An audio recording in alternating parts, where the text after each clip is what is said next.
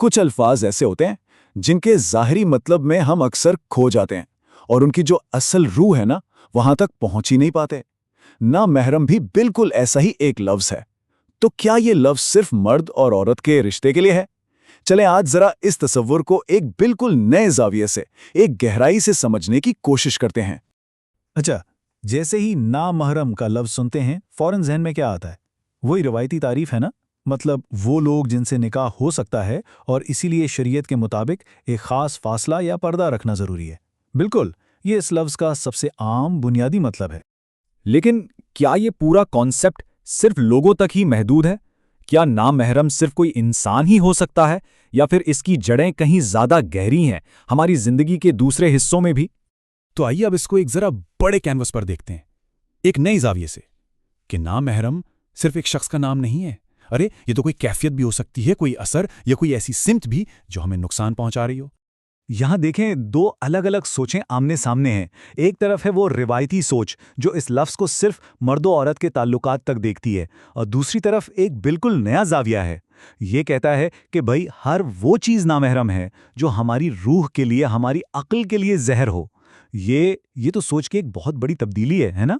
चलें सबसे पहले बाहर नहीं बल्कि अपने अंदर झांकते हैं, अपनी बातिनी दुनिया में देखते हैं कि वो कौन से फिक्री और दाखिली नामहरम हैं जो हमारे अपने अंदर ही छिपे बैठे हैं। तो शुरुआत करते हैं नामहरम सोच से। कभी सोचा है, ये बात ही कितनी अजीब लगती है कि हमारी अपनी सोच जो हर वक्त हमारे साथ है वो ही हमारे लिए अजनबी और खतरनाक बन जाए। भाई सोच से करीबी साथी तो कोई नहीं होता, लेकिन अगर यही सोच जहरीली हो जाए तो फिर क्या होगा? और ये कैसी सोचें होती हैं? वो सोच जो दिल में हसद और नफरत भर दे, वो सोच जो हर तरफ मायूसी और नाउमीदी दिखाए, वो सोच जो सच को झूठ और झूठ को सच बनाकर पेश करे, और वो सोच जो दूसरों की बेइज्जती को एक आम सी बात बना दे। ये वो सोचें हैं जो इंसान को अंदर ही अंदर से दीमक की तरह खा जाती हैं। ये हमारी असल फितरत के लिए बिल्कुल अजनबी हैं, नामहरम हैं, और जब ये जहन पर कब्जा कर लेती है ना, तो इंसान खुद अपने लिए ही अजनबी बन जाता है। अच्छा, सोच की बात तो हो गई, अब आते हैं जज्बात की तरफ। जज्बात जो हमारी सबसे बड़ी ताकत भी हैं और सबसे बड़ी कमजोरी भी। लेकिन कुछ जज्बात ऐसे होते हैं जो हमारे अपने नहीं रहते, हमारे वजूद के लिए नामहरम बन जाते हैं। कौन सी जज्बात? वो जज्बात जो बिल्कुल बेकाबू हो जाएं, वो जो हमारी अकल पर हावी हो जाएं, और फिर वही जज्बात हमसे गलत फैसले करवाते हैं। जब जज्बा अकल की लगाम हाथ से छीन लेना, तो वो एक अंदरूनी दुश्मन, एक नामहरम बन जाता है, और फिर वो हमें ऐसी राहों पर ले जाता है जहां मंजिल पर सिर्फ पछतावा ही मिलता है। ठीक है, तो हमने अपने अंदर की दुनिया की बात कर ली, अब जरा बाहर की दुनिया पर नजर डालते हैं। वो माशरती और खारजी नामहरम जो हमारी जिंदगियों पर असर डालते हैं। और आज के दौर में इसकी सबसे बड़ी, सबसे ताकतवर मिसाल क्या है? मीडिया। जी हाँ, मीडिया। ये मालूमात का एक समंदर है, लेकिन सोचें अगर यही समंदर जहरीला हो जाए तो फिर ये सबसे खतरनाक नामहरम बन जाता है। और ये कैसे होता है?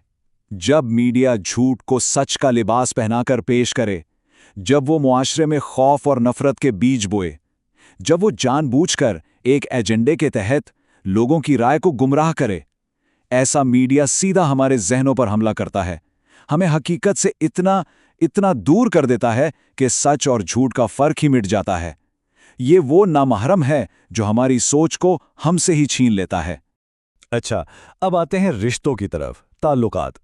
कुछ रिश्ते ऐसे होते हैं जो ऊपर से देखने में तो बड़े अच्छे, बड़े करीबी लगते हैं, लेकिन अंदर ही अंदर वो हमारी शख्सियत को खा रहे होते हैं। यही है नामहरम ताल्लुकात, वो रिश्ते जो हमें हमारी अपनी अक़दार, हमारे उसूलों से ही दूर कर दें। वो ताल्लुकात जो सिर्फ वक्त और तवानाई का ज़िया हों, जो ऊपर से तो मीठे लगें लेकिन अंदर से तबाह कर रहे हों। ये रिश्ते बज़ाहिर तो अपने लगते हैं, लेकिन असल में ये हमें खुद से अजनबी कर देते हैं, बिल्कुल एक मीठे जहर की तरह। तो हमने सोच, जज्बात, मीडिया और ताल्लुकात, इन सब नामहरमों को समझा। अब सवाल ये पैदा होता है कि फिर असल पर्दा क्या है? तो फिर असल सवाल ये है कि हकीकी पर्दा, हकीकी हिजाब कहाँ होना चाहिए?